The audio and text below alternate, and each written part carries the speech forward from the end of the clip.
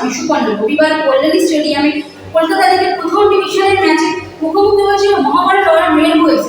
কিন্তু সেই ম্যাচটি বাতিল হওয়ার মূল কারণ হল বৃষ্টির কারণে সেই ম্যাচটি দেরিতে শুরু হয়। তবে মাঠে জল দাঁড়িয়ে যাওয়ার কারণে সেই ম্যাচটিকে পরে বাতিল করে দেওয়া হয়। তারই সাথে অন্যধারে কলকাতা যুবভারতী ক্রীড়াঙ্গনের প্র্যাকটিস গ্রাউন্ডে ডুরান্ডের জন্য অনুশীলনের নাম হল ইস্ট বেঙ্গল এফসি। ফুটবলের সবকটা জেনে নিতে আমরা চোখ রাখবো ফুটবলের লড়াই।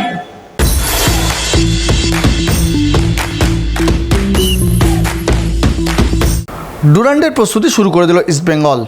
যদিও হেড কোচ অস্কার ব্রুজো এখনও আসেননি, সম্ভবত বৃহস্পতিবার মধ্যরাতেই শহরে পৌঁছবেন অস্কার। তারপরই শুরু হয়ে যাবে পুরোদমে অনুশীলন।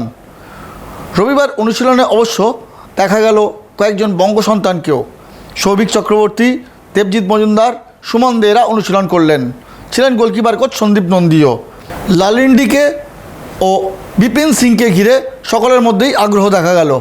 আবার লাল হলুদ জার্সিতে নিজেকে প্রমাণ করতে চান লালিন্ডিকে।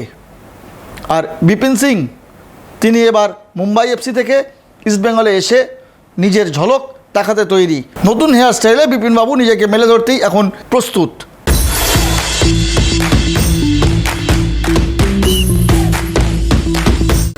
পরিত্যক্ত হলো মোহামেডান ও রেনবো এফসির মধ্যে ম্যাচটি। রবিবার কল্যাণীতে মোহামেডান ও রেনবোর মধ্যে ম্যাচটি হওয়ার কথা থাকলেও খেলা শুরুর 3 মিনিটের মধ্যেই ম্যাচটি পরিত্যক্ত হয়ে যায়। প্রবল বৃষ্টির মধ্যে দুই দলই খেলতে আপত্তি জানায়, তাই শেষ পর্যন্ত ম্যাচটি পরিত্যক্ত ঘোষণা করেই মাঠ ছাড়লেন রেফারিরা। কিন্তু খেলা শুরুর আগে পর্যন্ত বোঝা যায়নি যে ম্যাচ পরিত্যক্ত হবে। অবশ্য মোহামেডান গতকালই একটি চিঠি দিয়ে জানিয়েছিল ফুটবলার ব্যান রয়েছে তাদের ওপর, তাই এখনও দল সেইভাবে গড়ে তুলতে পারেনি। মোহামেডান স্পোর্টিং সই করাতেও পারেনি অনেক ফুটবলারকে, তাই ম্যাচটি বাতিলের জন্য তারা আবেদন জানিয়েছিল। তাই ম্যাচটি বাতিল হওয়ায় কিছুটা হলেও সুবিধাজনক জায়গায় মোহামেডান। ওয়ার্ম আপ করার পর প্রচণ্ড বৃষ্টি, যার পরে ম্যাচটা আমরা ডিলে করলাম। আমরা 14 মিনিট ডিলে করার পর খেলা শুরু 3:14 শুরু করলাম।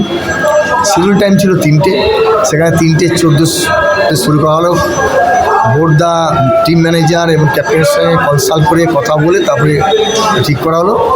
কিন্তু তারপরে নামার বৃষ্টি কমলো, খেলা শুরু হলো, কিন্তু মাঠে প্রচণ্ড জল, আর কন্টিনিউ করা গেল না। তারপর আবার বৃষ্টি এলো এবং ব্যাড লাইট, খেলাটা বন্ধ করা হলো। রেফারি বন্ধ করলো এবং যা বাইলজে আছে 15+15 30 মিনিট দেখা হলো।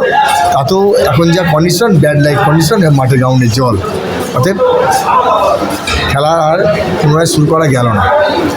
আইএফএ যেটা রুলস আছে আইএফএ করবে। আমার যেটা করণীয় যা রিপোর্ট আমি আইএফএতে পাঠিয়ে।